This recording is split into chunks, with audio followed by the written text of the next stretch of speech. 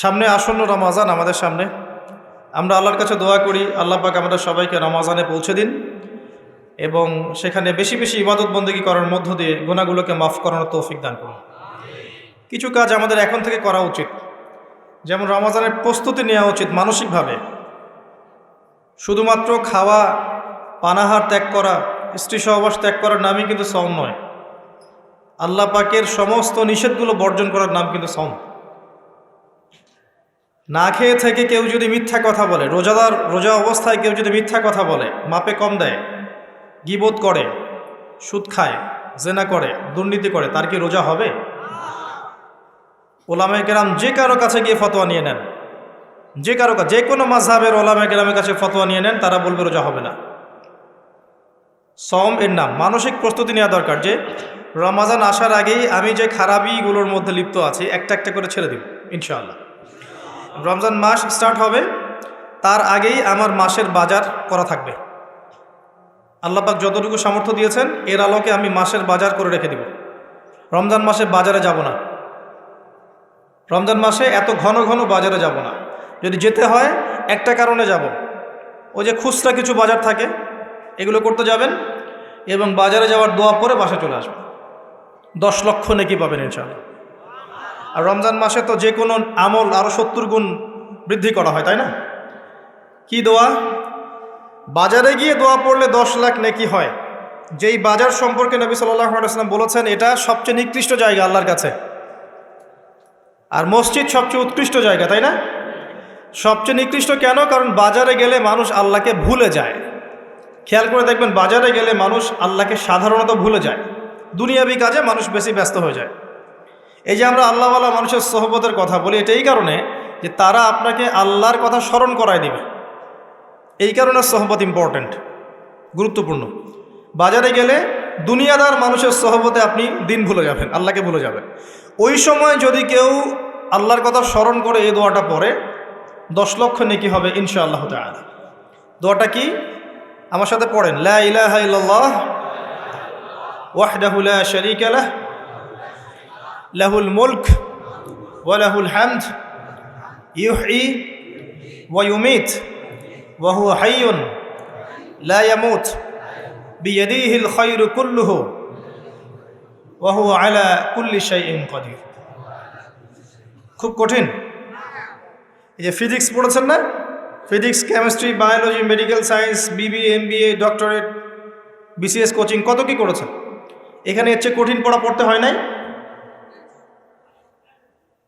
সম্ভব। এগুলো সম্ভব না, এগুলো অবশ্যই করা উচিত। চেষ্টা থাকলে আল্লাহ পাক তৌফিক দেবেন ইনশাআল্লাহ তাআলা। তো রমজানের আগেই বাজার করে ফেলেন, ঈদের বাজার পারলে আগে করে ফেলেন। স্পেশালি বাড়ির মা বোনদের দিকে খেয়াল রাখবেন, এই যে ঈদ আসলে যেন এত বেশি বাজারে না যায়। ঈদটা কাদের জন্যে? যারা রমাদান মাসে পরিপূর্ণরূপে সওম পালন করবে, আত্মশুদ্ধি অর্জন করবে, তাদের জন্য ঈদের খুশি। ক্বাদ আফলাহা মান তাযাক্কা ওয়া যাকারা ইসমা রাব্বিহি ফাসাল্লা। কাদের জন্যে?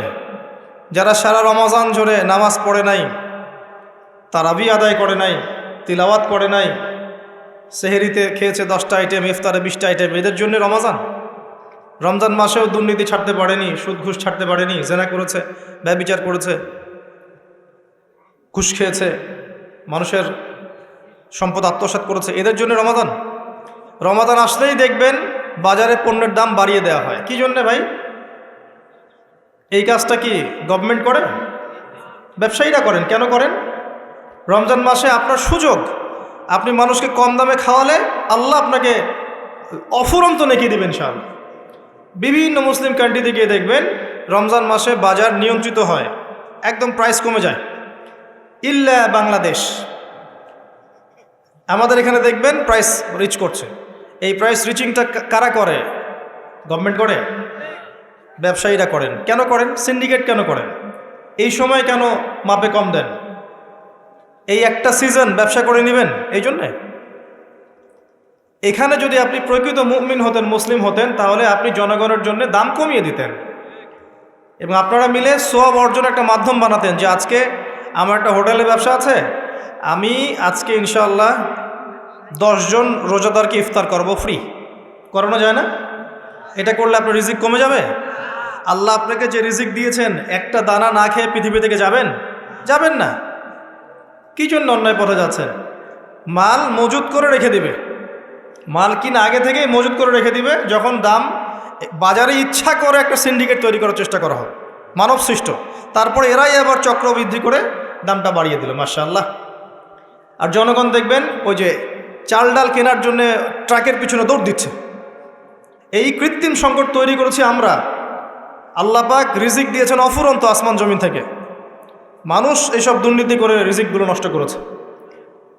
বিশ্বের বুকে একমাত্র দেশ, অনন্য একটা দেশ, যেখানে আল্লাহ পাক আসমান জমিনের বারাকার দরজা খুলে দিয়েছে।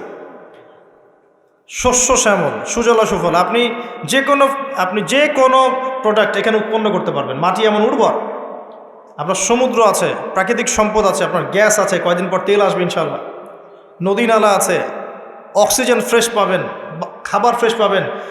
আমাদের প্রোডাক্ট যদি আমরাই খেতাম, খেয়ে শেষ করতে পারতাম না, জানেন। আর যদি আমরা ঠিকঠাক মতো আমাদের এই প্রোডাক্টগুলোর হক আদায় করতাম, মাপে কম না দিতাম, মানুষের ভালো চিন্তা করতাম, নিজের স্বার্থ কম চিন্তা করতাম, এবং টাইম টু টাইম জাকাত দিতাম, আমাদেরকে ওয়ার্ল্ড ব্যাংক থেকে লোন নিতে হতো না। আমার কথা বুঝতে হলে ইকোনমিক্স বুঝতে হবে। এই লোন শোধ করতে আমাদেরকে সুদ দিতে হয়, এবং এটা সরকারের পক্ষে হিমশিম খেতে হয়, কষ্টকর হয়ে যায়। যদি প্রত্যেক মুসলিম সঠিক সময়ে জাকাত দিত, এবং এই জাকাতগুলোকে যদি কালেক্ট করার মতো কোনো পথ পদ্ধতি থাকতো উপরের লেভেল থেকে, যে সব মুসলিম নিসাব পরিমাণ সম্পদ হলেই জাকাত দিতেই হবে বাধ্যতামূলক, আপনি দেখতেন ওই যে কিসের ব্রিটেন, আমেরিকা, আর কিসের রাশিয়া, চায়না, এদের চেয়ে বেশি ডেভেলপমেন্ট করতে পারতাম আমরা ইনশাআল্লাহ। বড় বড় সেক্টরে, মিলিটারি সেক্টরে, মিডিয়ায়, আপনার ফাইন্যান্সে, মেগা প্রজেক্টগুলোতে এবং টেকনোলজিতে দেখতেন, মিলিটারি সায়েন্সে, অস্ত্রশস্ত্রের প্রত্যেকটা ক্ষেত্রে দেখতেন বাংলাদেশ সুপার পাওয়ার হতো। আমরা কয়জন জাকাত দেই, কয়জন ট্যাক্স দেই? আমরা নিজেরা ঠিক না হলে ভাই কোশ্চিনকালেও অবস্থার উন্নতি হবে না। এটা প্রথম কথা। নিজেরা ঠিক না হলে আলাইকুম আনফুসাকুম লা ইয়াদুররুকুম মান দাল্লা ইন ইহতাদাইতুম, এটা শুনেন আগে ভালো করে। নিজে ঠিক না হলে কখনো আমরা মাথা তুলে দাঁড়াতে পারব না। আমরা যখন অন্যের কাছে লোন নেই, তখন তারা আমাদের সাথে এমনভাবে বিহেভ করে, মনে আমরা ওরা দাস মনে হচ্ছে, আমাদের কিনে ঠাট্টা মশকরা করে। এগুলো সব মিডিয়া আসে এখন। আমরা যদি সঠিকভাবে জাকাত দিতাম, সিন্ডিকেট না করতাম, দুর্নীতি না করতাম, আল্লাহকে ভয় করে চলতাম, বিশ্বাস করেন আল্লাহ পাক এত চমৎকার একটা ভৌগোলিক অবস্থা আমাদেরকে দিয়েছেন আমাদের দেশকে, যে এমন কোনো বিষয় নাই যেটা আল্লাহ পাক এখানে দেন নাই। প্রত্যেকটা জিনিস, 5টা মৌলিক বিষয় লাগে না? খাদ্য, বস্ত্র, বাসস্থান, শিক্ষা, চিকিৎসা। কোনটা নাই বলেন তো? এটা কিন্তু আল্লাহ দ্রোহী মানুষদের কারণে হয়নি। আল্লাহওয়ালা মানুষরা এখানে আছেন বলে এটা হয়েছে। এখানে অগণিত ওলামে কেরাম এসেছিলেন, পীর বুজুর্গ এসেছেন, শায়েখ এসেছেন, আধ্যাত্মিক মানুষ এসেছেন। এই জমিনটা কিন্তু পবিত্র। ইতিহাস পড়ে দেখেন, এই জায়গার ইতিহাস পড়ে দেখেন, বহু আল্লাহওয়ালা মানুষ এসেছেন, দিন প্রচার করেছেন, চলে গেছেন। এখনও অফুরন্ত আল্লাহওয়ালা মানুষ আনাচে কানাচে পড়ে আছে এই দেশে। দোয়া করেন তারা, সবার জন্য দোয়া করেন, সবার ভালো চান, কল্যাণ চান, আল্লাহ পাক বারাকা দেন। বাকি যেটা নষ্ট করে সেটা আমরা করি, এটা আল্লাহ পাক করেন না। যহরাল ফাসাদু ফিল বাররি ওয়াল বাহরি বিমা কাসাবাত আইদিন নাস। জলে স্থলে যত বিপর্যয় ছড়িয়ে পড়েছে, এটা মানুষের হাতের কামাইয়ের কারণে, আমাদের কারণে। যাই হোক, একটা পয়েন্ট থেকে আমি অন্যদিকে চলে গেছি। রমজান মাসে মানুষকে খাওয়ান, কমায় দেন, দাম কমায় দেন, মানুষকে খাওয়ান। ব্যবসায় বাজার কৃত্রিম সংকট তৈরি করবেন না। আল্লাহর ওয়াস্তে আপনি একটা হোটেলের মালিক হলে 10টা মানুষকে ইফতার করান। আপনি একটা কাপড়ের দোকানের মালিক, আপনি প্রতিদিন একটা করে কাপড় এমন কাউকে হারিয়ে দিতে পারেন যার কাপড় কেনার সামর্থ্য নাই। রমজানে মানুষ ইবাদত করার জন্য মুখিয়ে থাকে, আর আমরা এই সময় নিজের আখের গোছানোতে ব্যস্ত থাকি। এটা ঠিক না। জাকাত যাদের ফরজ হয়ে গেছে, রমজান মাসে ক্যালকুলেট করেন, জাকাত দিয়ে দেন। এবং যদি পারেন সামাজিকভাবে কালেক্ট করেন, রাষ্ট্রীয়ভাবে কালেক্ট করেন। যদি পারেন সংগঠন আছে না, ছোট ছোট অ্যাসোসিয়েশন, এগুলো দিয়ে কালেক্ট করেন, সবার মাঝে বিলান, যেখানে উপযুক্ত খাতে বিলান। ইকোনমিক সিস্টেমটা সুন্দর হবে। এমনও মানুষের কাজ, মানে মানুষকে জাকাত দেওয়া জায়েজ আছে যে অমুসলিম, কিন্তু আমরা চাচ্ছি সে ইসলামের সৌন্দর্য দেখি ইসলাম কবুল করুক। বল মুআল্লাফাতি কুলুবুহুম, একটা খাত আছে, 8টা খাতের একটা খাত। আমরা কখনো এই কাজটা করেছি? কিন্তু দেশের আনাচে কানাচে মানুষ, এক শ্রেণীর মানুষ মুসলিমদেরকে খ্রিস্টান বানাচ্ছে। এই খবর আছে আপনার? খবর পাবেন না, কারণ তারা আমাদের মতো আবেগী না, আমাদের মতো বোকাও না। কেন আমরা আবেগী, কেন বোকা? মনে করেন কিছু একটা করলাম, একদম ভিডিও করে ছবি তুলে সারা মিডিয়া অনলাইন ফাটায় ফেলাই যে আজকে আমি একটা কাজ করেছি। কিন্তু আজকে যে ব্যক্তিটা খ্রিস্টান হয়ে গেছে এ কিন্তু অনলাইনে আসে নাই। যে ওকে খ্রিস্টান বানিয়েছে সেও পোস্ট দেয়নি এই যে আমি আজকে একজনকে খ্রিস্টান বানালাম, দিয়েছে? এই জায়গায় বুদ্ধিবৃত্তিক পার্থক্য আছে আমাদের সাথে ইসলামের শত্রুদের। আমাদের মরক্কো থেকে ইন্দোনেশিয়া পর্যন্ত দেখবেন ইসলামিক কান্ট্রি, একটা চেইনের মতো, সবাই মুসলিম কান্ট্রি। অস্ত্র শক্তি, গভর্নমেন্ট, জনগণ সব আমাদের মুসলিম। এর মাঝখানে একটা কান্ট্রি দেখবেন ইসরায়েল, সবার ঘুম হারাম করে রেখে দিয়েছে। বুদ্ধিভিত্তিকভাবে ওদের সাথে আমরা হেরে গেছে। বিগত 100 বছর ওরা যেসব জায়গায় উন্নতি করেছে, ওরা এত মানুষকে ফুটিয়ে বেড়ায়নি যে আমি এটা করেছি, আমি এটা করেছি, আমি এটা করেছি। বুদ্ধিভিত্তিক পার্থক্য দেখেন। ইভেন মানুষ জানেও না তার কাছে কতগুলো পারমাণবিক অস্ত্র আছে, কেউ জানে না, কেউ জানে না। তো এই যে একটা বিষয়, আমরা মানুষকে দেখাতে বেশি পছন্দ করি। আমাদের উচিত ইসলামকে ভিতর থেকে, গোড়া থেকে শক্ত করা। আল্লাহ দেখিয়ে দিবেন, যখন শক্ত হয়ে যাবে আল্লাহ দেখিয়ে দিবেন ইনশাআল্লাহ। আর আইওয়াশ করে, শোডাউন করে আদতে কোনো ফায়দা হয় না। আল্লাহ পাক আমাদেরকে বোঝার তৌফিক দান করুন, আমিন। রমজান মাসে এই কাজগুলো করেন। আমি এখানে একটু সময় নিচ্ছি, কারণ আসন্ন রমজানে আমরা এমনভাবে কাজে লাগানোর চেষ্টা করব রমজান মাসটাকে ইনশাআল্লাহ, যাতে করে এই মাসটাতে আমরা আমাদের পুরো জীবনের গোনাগুলো মাফ করাতে পারি। প্রথম কাজ 5 ওয়াক্ত সালাতে অভ্যস্ত হওয়া। রমজান মাস শুরু হয়ে গেলেই প্রথম দিন থেকেই কিন্তু আপনি 5 ওয়াক্ত নামাজে যেতে পারবেন না জামাতে, যদি আপনি এখন থেকে জামাতে অভ্যস্ত না হন। তাই এখন থেকে প্রস্তুতি।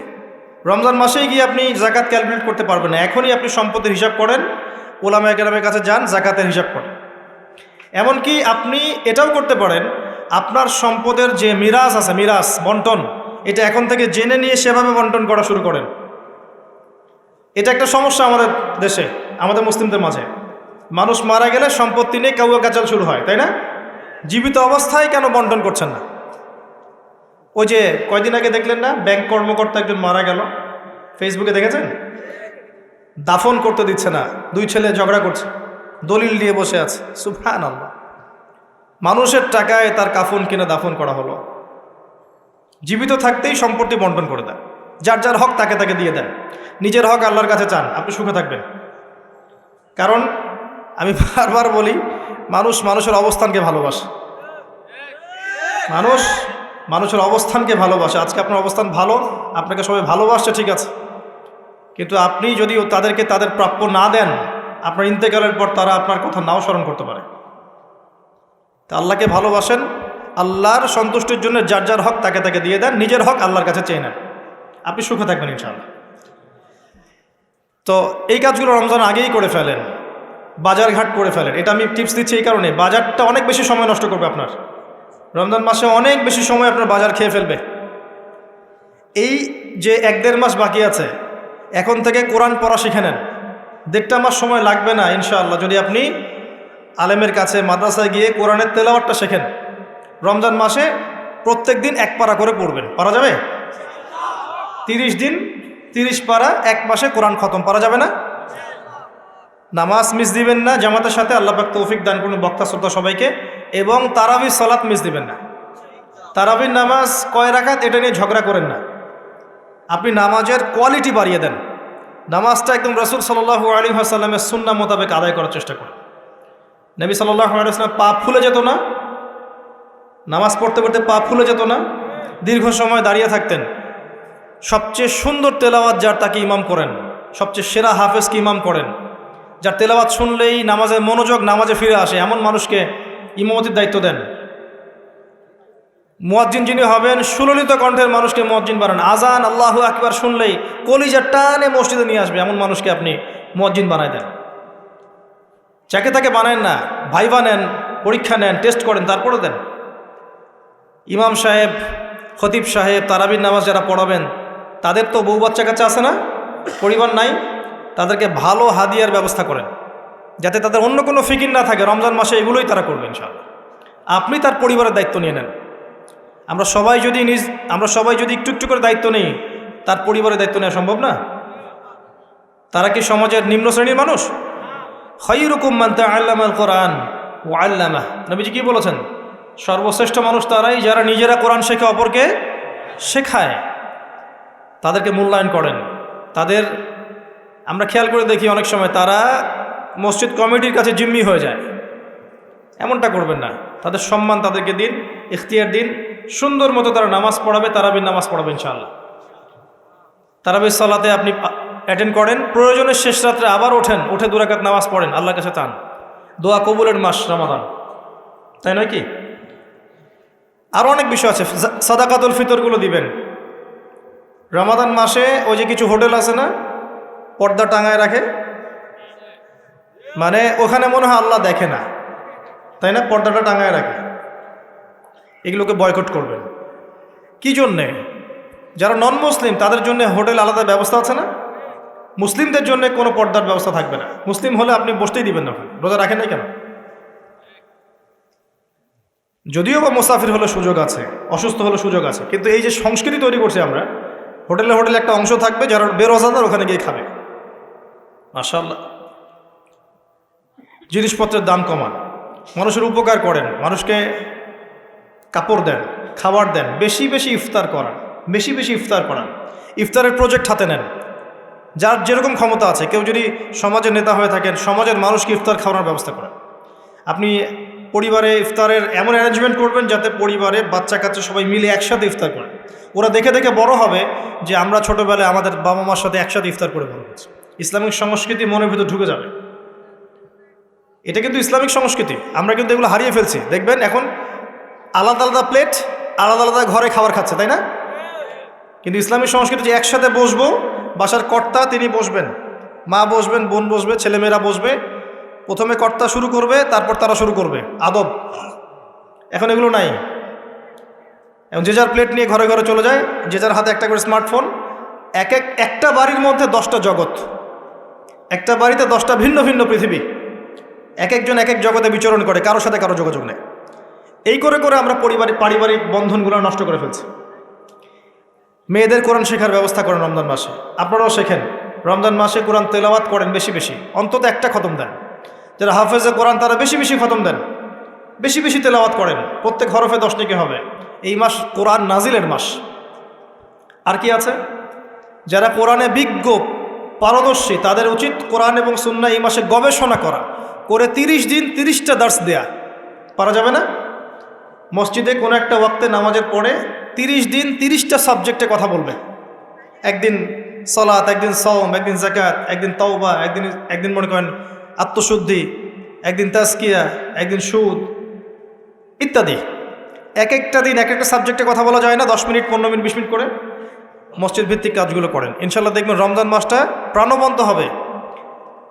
আর যদি রমজানে দেখা যায় লকডাউন হয়ে গেছে সব কিছু, যদি দেখা যায় আল্লাহ না করুক, আপনার জন্য আরও মোক্ষম সুযোগ, সারাদিন বাসায় ইবাদত করবেন, কোনো সমস্যা নেই।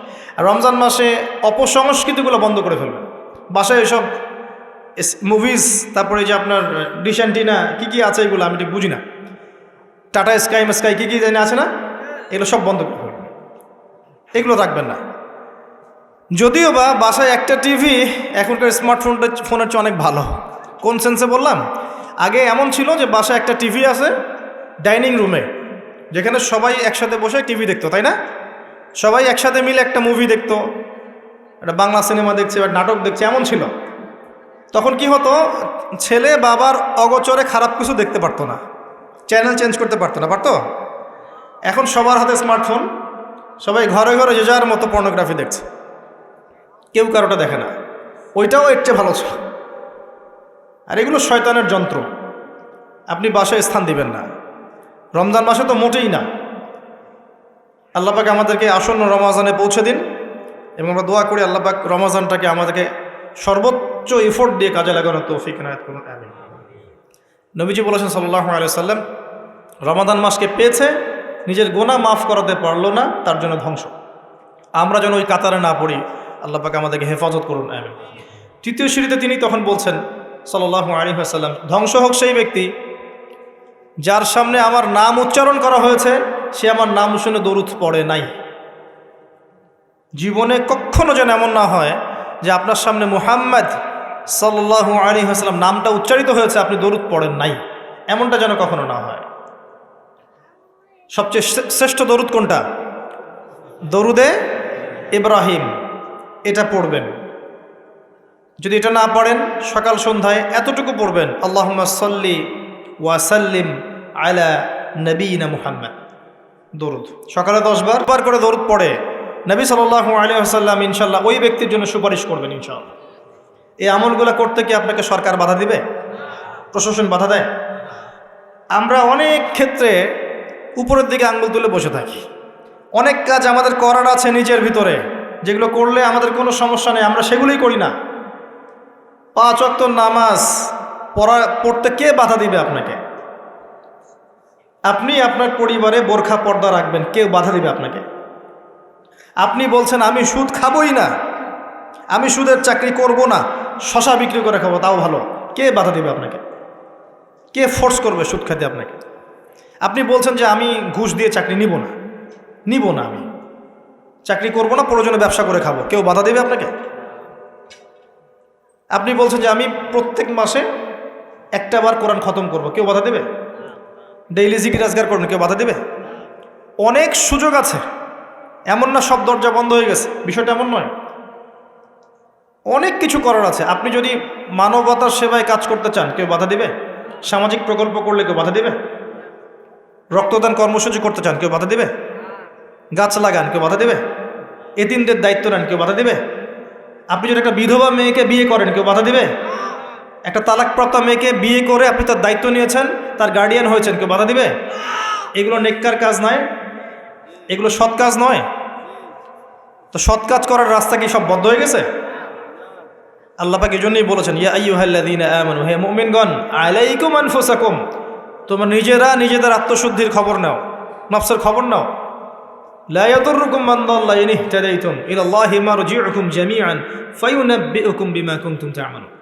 আসেন, জুমার এই দিনে অনেক আমল আছে যেটা আপনাকে আল্লাহর কাছাকাছি নিয়ে যাবে ইনশাআল্লাহ, রাসূল সাল্লাল্লাহু আলাইহি ওয়াসাল্লামের সুপারিশ পাইয়ে দিবে ইনশাআল্লাহ। তার মধ্যে একটা কাজ হচ্ছে বেশি বেশি দরুদ পড়া। পারবো ইনশাআল্লাহ? আপনি একটা টার্গেট নেন যে আমি এই জুমার দিনে 100 বার দরুদ পড়ব, পড়া যাবে? কেউ বাধা দিবে? আমি বলছি না 100 বারই পড়তে হবে, এটা আমি বলছি না, কিন্তু আমি সংখ্যা ফিক্স করতে বলছি না।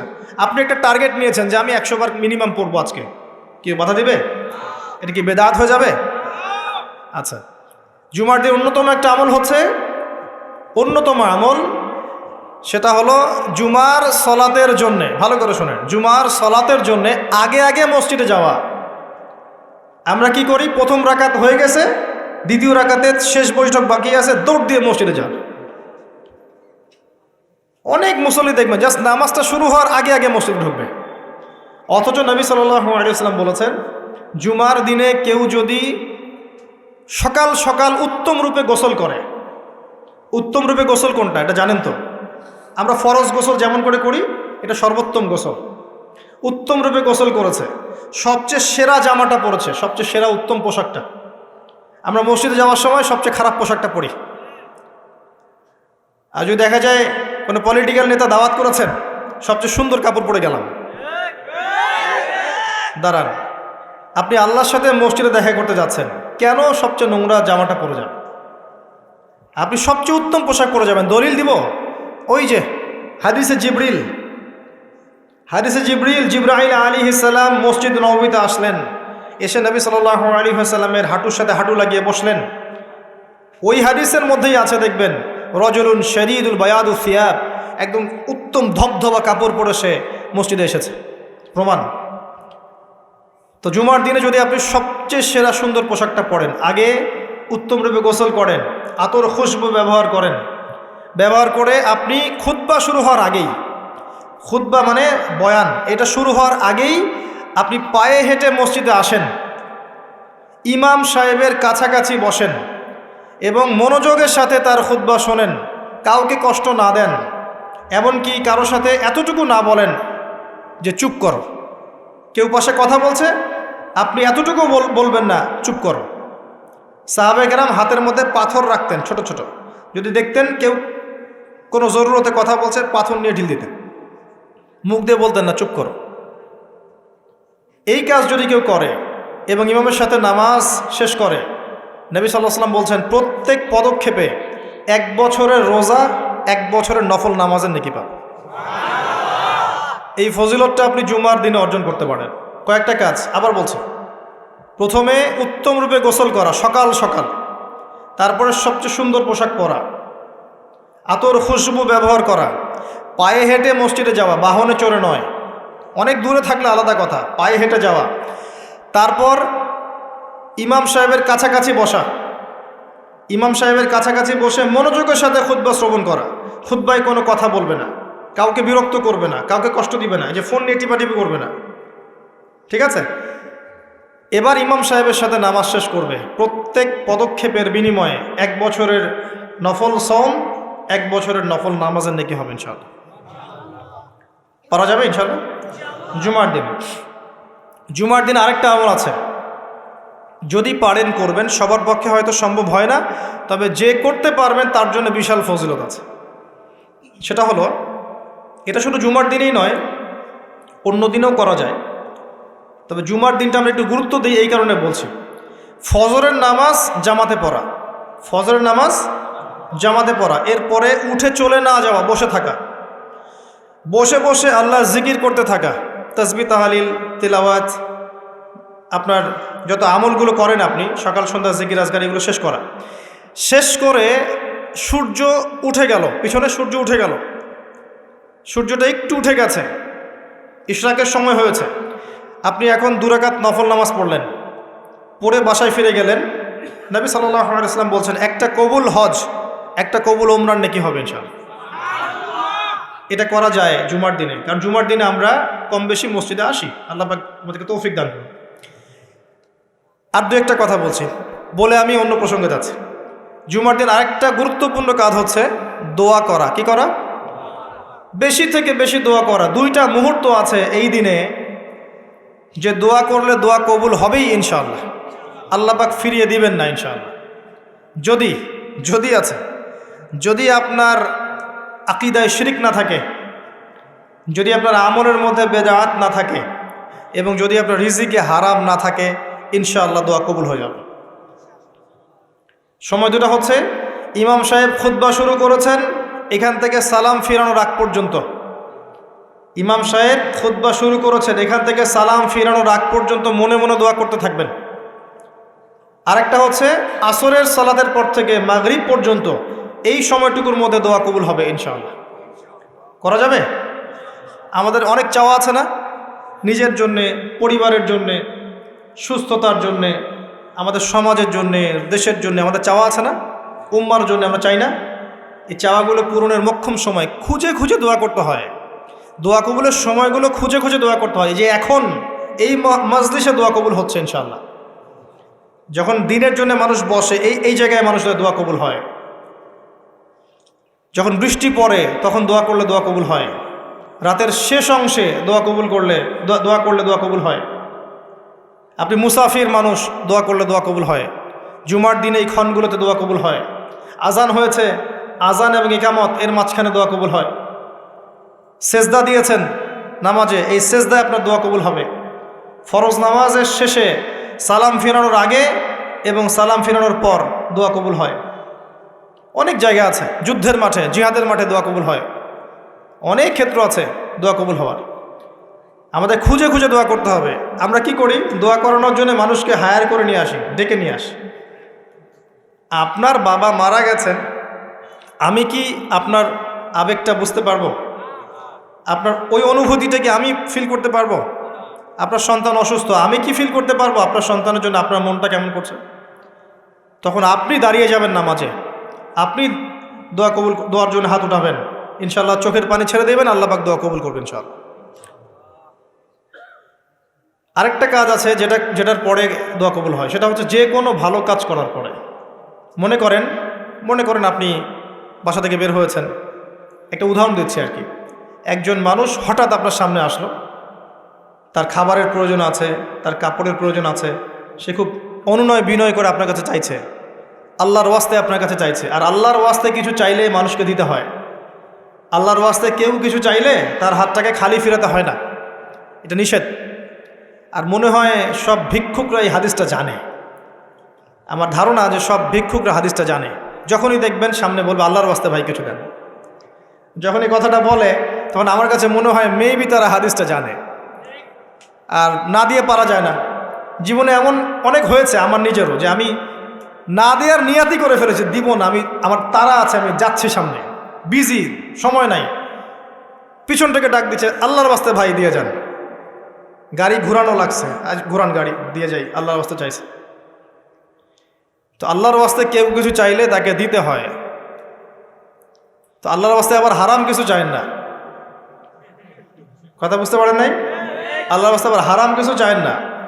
তো এরকম কেউ ধরেন আপনার সামনে চলে আসছে, আপনি আপনার সামর্থ্য অনুযায়ী তাকে দিলেন, যে আমলটা আপনি গোপনে করলেন, কেউ দেখেনি, আল্লাহ দেখেছে।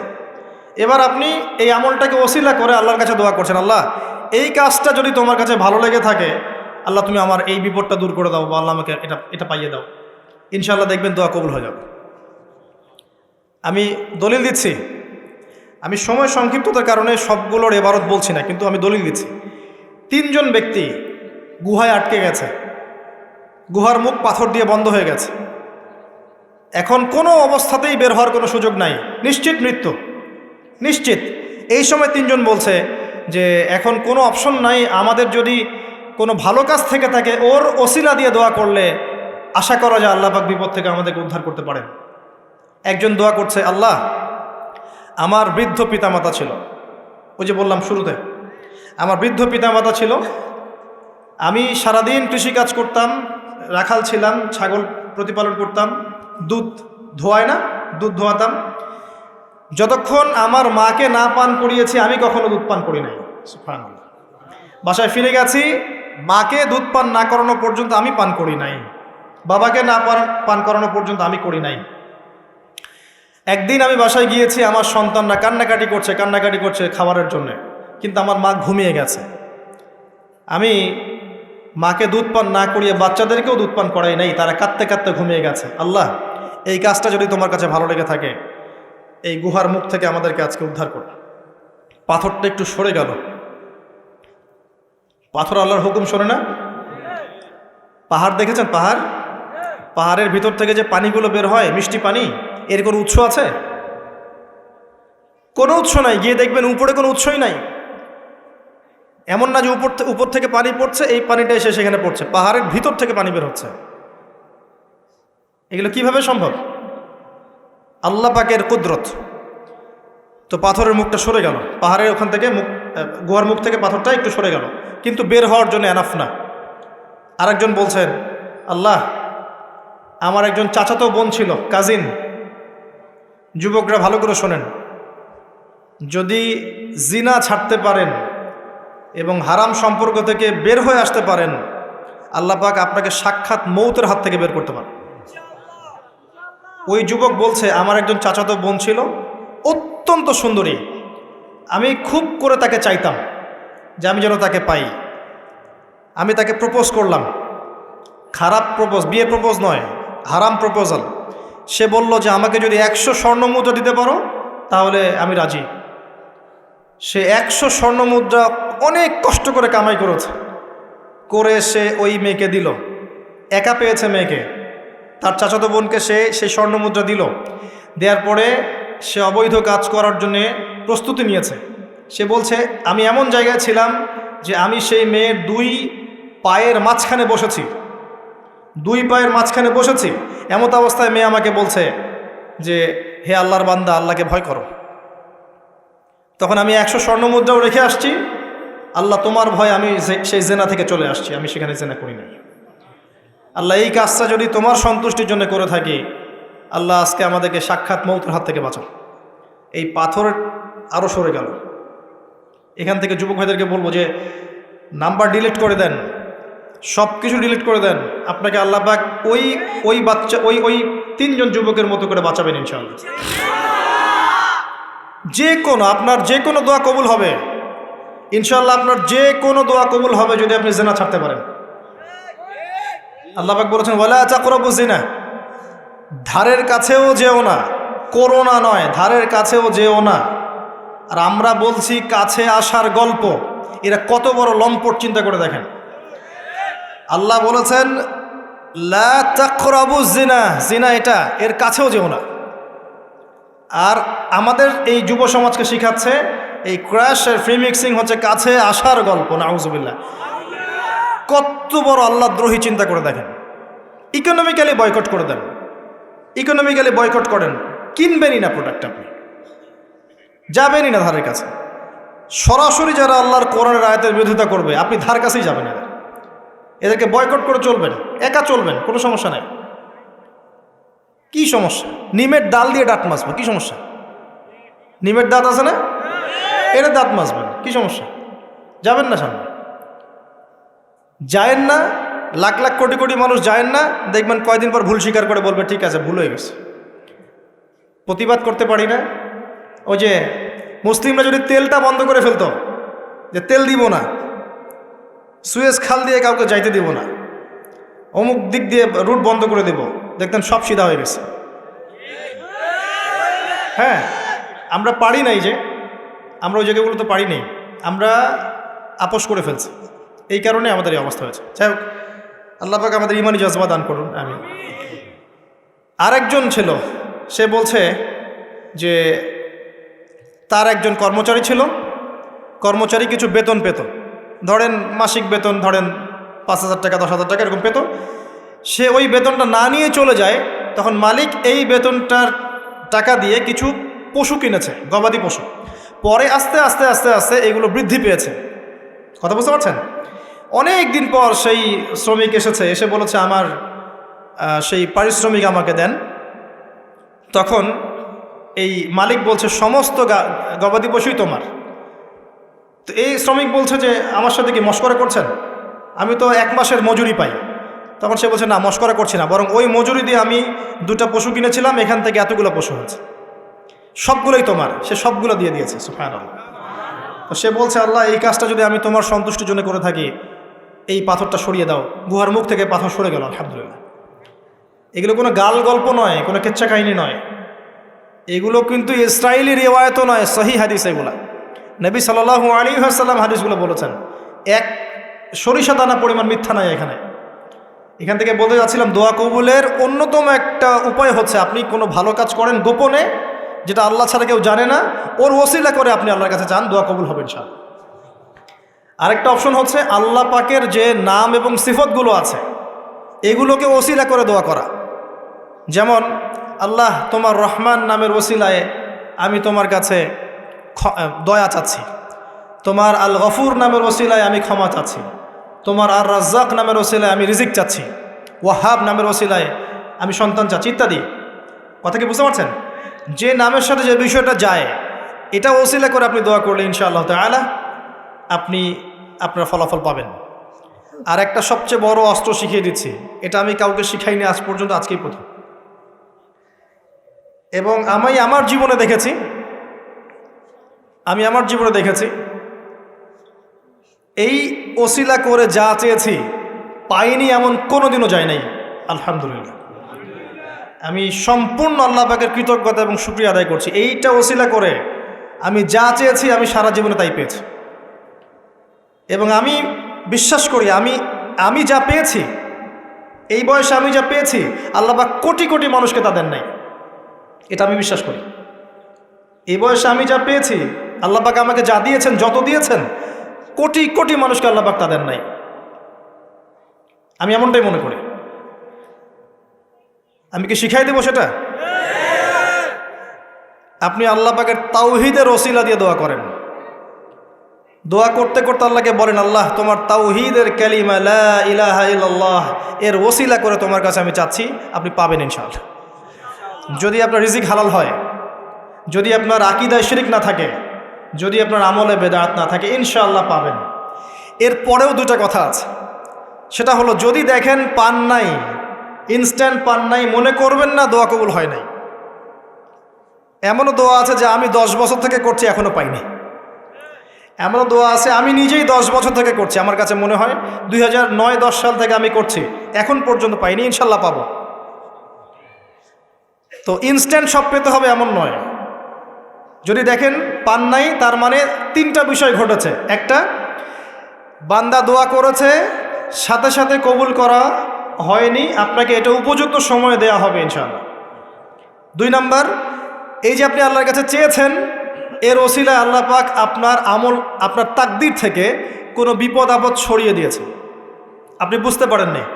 আপনি দোয়া করেছেন, হয়তো মনে হচ্ছে আপনি পান নাই, কিন্তু এর ওসিলায় আল্লাহ পাক আপনার তাকদীর থেকে কোনো বিপদকে মিটিয়ে দিয়েছেন, আপনি বুঝতে পারেননি।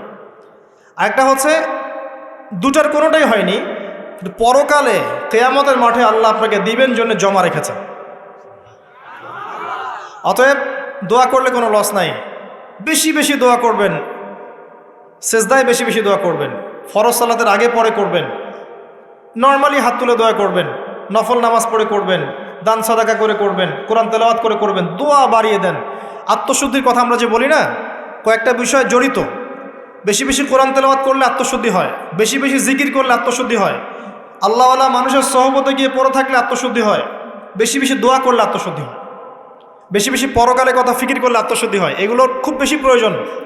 আত্মশুদ্ধি না থাকলে আমরা আগামীতে পথ চলতে পারবো না। একটা বাতি থেকেই বাতি জ্বলবে, বাতি থেকেই বাতি জ্বলবে ইনশাআল্লাহ। আপনি নিজেকে ছোট মনে করেন না, তুচ্ছ মনে করেন না, একটা বাতি থেকেই 1000টা বাতি জ্বলবে ইনশাআল্লাহ। আগে নিজে ঠিক হন, তারপরে কু আনফুসাকুম আহলিকুম নারা, নিজে জাহান্নামের আগুন থেকে বাঁচো, পরিবারবর্গকে বাঁচাও। পরিবারকে বাঁচান ভাই। পরিবার খুব কঠিন জিনিস, কারণ পরিবার কথা শুনতে চায় না। হ্যাঁ, দেখবেন মানুষ কথা শুনবে, পরিবারের লোক কথা শোনে না, এমন হবে। ওইখানে আপনাকে সবর করতে হবে। যদি দেখেন যে শেষমেশ দাওয়াত দিতে দিতে বুঝাতে বুঝাতে আর কথা শোনেই না, আপনি আলাদা হয়ে যান, তাও ভালো। কথা বুঝতে পারেন নাই? আসহাবুল কাহাফের মতো হয়ে যান, তারপরে আপোষ করেন না অন্যায়ের সাথে। কারণ এই ফিতনাগুলো আপনাকে আল্লাহর পথে চলতে দিবে না, বাধা দিবে, সারাদিন দুনিয়ার ফিতনায় ব্যস্ত রাখবে আপনাকে। এর আগে সূরা আল ইমরানের 102 নম্বর আয়াত আছে, ইয়া আইয়ুহাল্লাযীনা আমানু ইত্তাকুল্লাহ, আল্লাহকে ভয় করো, হাক্কা তুকাতিহ, ভয় করার মতো ভয় করো, ওয়ালা তামুতুন্না ইল্লা ওয়া আনতুম মুসলিমুন, পরিপূর্ণ মুসলিম না হয়ে মৃত্যুবরণ করো না। কিভাবে পরিপূর্ণ মুসলিম হবে? ইয ক্বালা লাহু রাব্বুহু আসলিম ক্বালা আসলামতু লিরাব্বিল আলামিন, ইব্রাহিম আলাইহিস সালাম।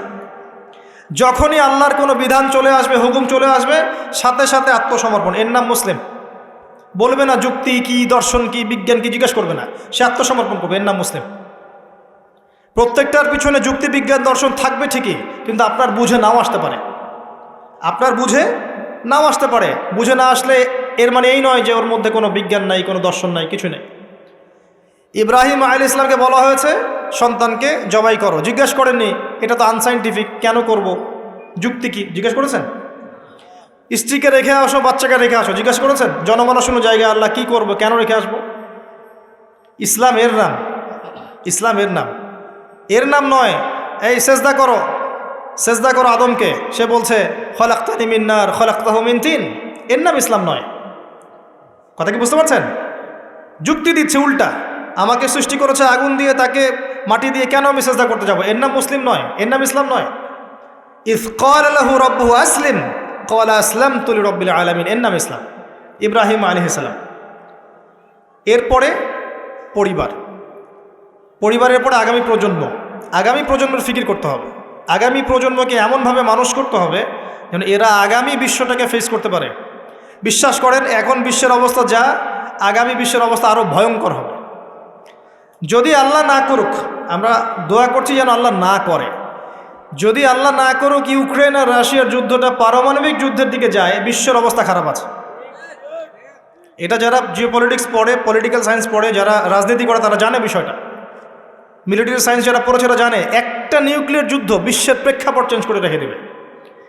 শুধু এই দেশগুলো ধ্বংস হবে তা নয়, অর্থনীতি পড়ে যাবে, সাপ্লাই বন্ধ হয়ে যাবে, মেডিকেল সাপোর্ট পাবেন না, ফ্রেশ বাতাস পাবেন না, ফ্রেশ খাবার পাবেন না, রোগ ব্যাধি ছড়াবে, বিকলাঙ্গ প্রজন্ম তৈরি হবে, বাতাসে বিষাক্ত গ্যাস ছড়িয়ে যাবে, অনেক কিছু হবে। একটা পৃথিবীর কাঠামো নষ্ট হয়ে যাবে এবং বিশ্ব এখন দাঁড়িয়ে আছে এর সামনে। যুদ্ধ অলরেডি শুরু হয়ে গেছে। একটা হাদিস আমি বলে দেই, আখিরুজ্জামানে মালহামা হবে একটা। এই হাদিস এখানে যুদ্ধের নাম বলা হয়েছে মালহামা। মালহামা শব্দের অর্থ মহাযুদ্ধ। অন্য একটা হাদিসে এসেছে 80টা ফ্ল্যাগ। কয়টা? 80টা পতাকা একত্রিত হয়ে যাবে যুদ্ধে।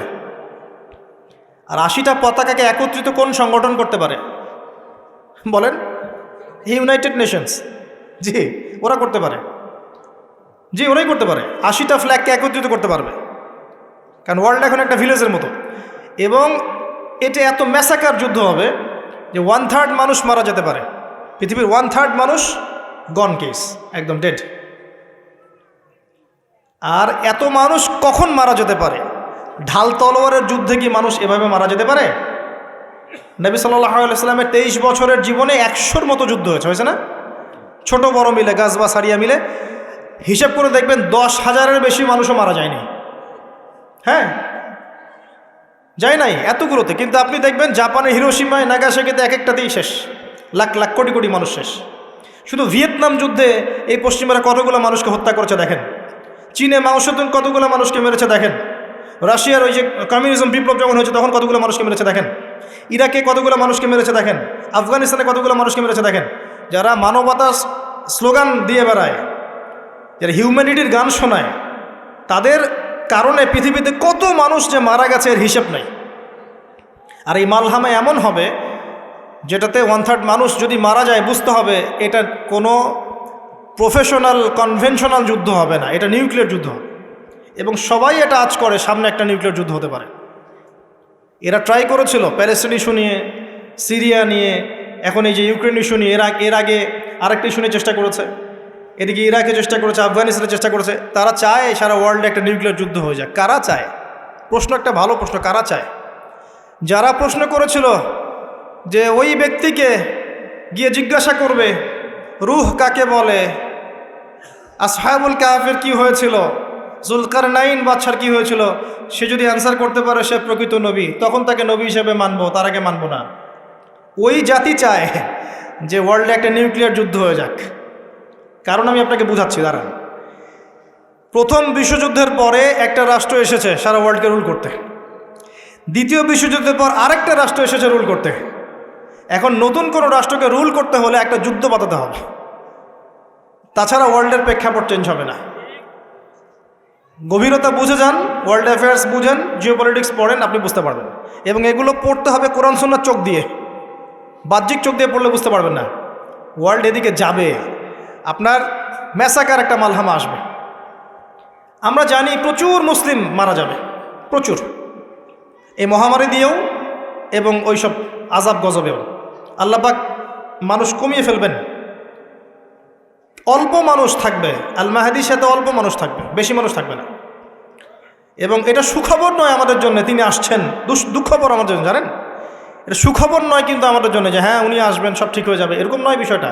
তখনকার অবস্থা ম্যাসাকার হবে, মানুষ তো ভাগ হয়ে যাবে।